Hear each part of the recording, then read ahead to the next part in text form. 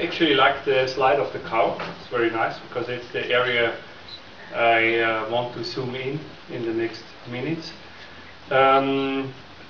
We investigated Europe, and in this way also the urbanization of Europe. Here you see the level of urbanization of Europe.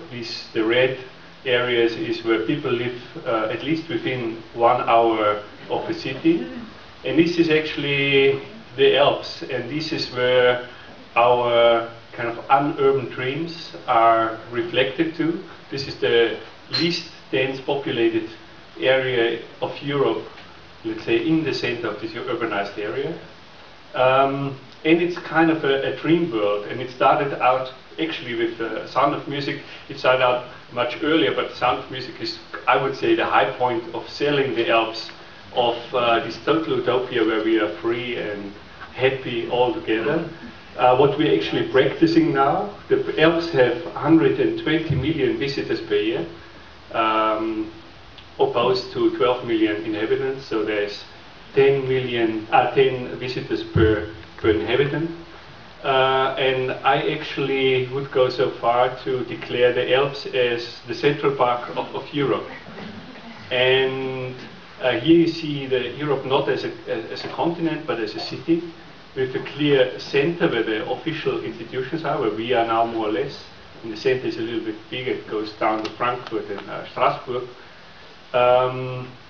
But the Alps are clearly defined in this city as a green lung.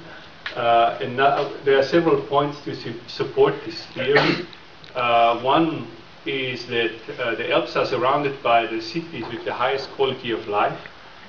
This is the 2010 report, where Vienna is suddenly #1. Usually it's Zurich, but it's always kind of changing, more or less, between these cities. And it's almost like in New York, where you have the highest crown prices, the highest quality of life around the Central Park in New York.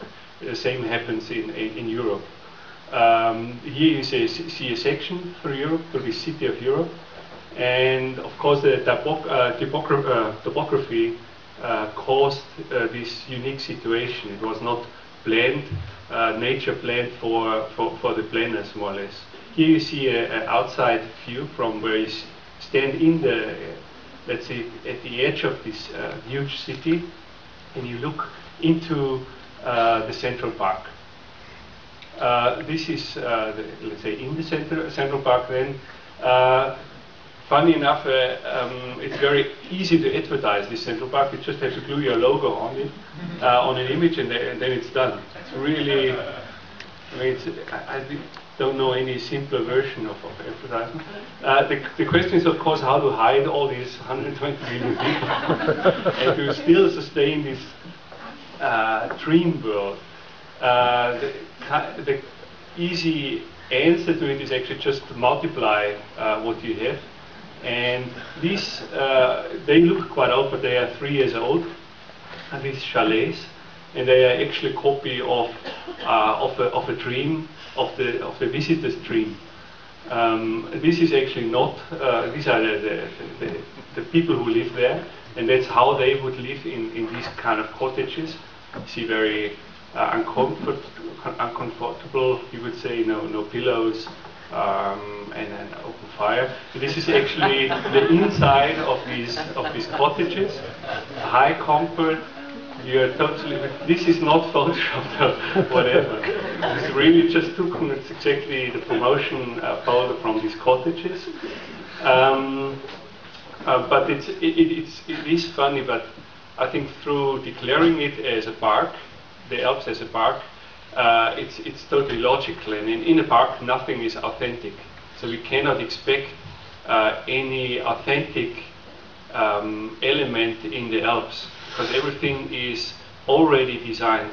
So we, as an architect or as a planner, we are already much too late, because this looks more like a boulevard, like the Champs-Élysées than anything else.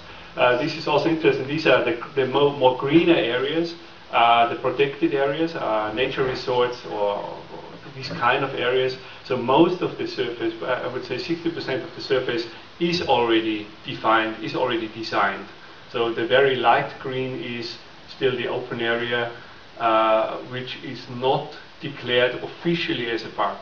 So it just needs to draw a line about around all these already officially declared as nature resort areas, and it's more or less it.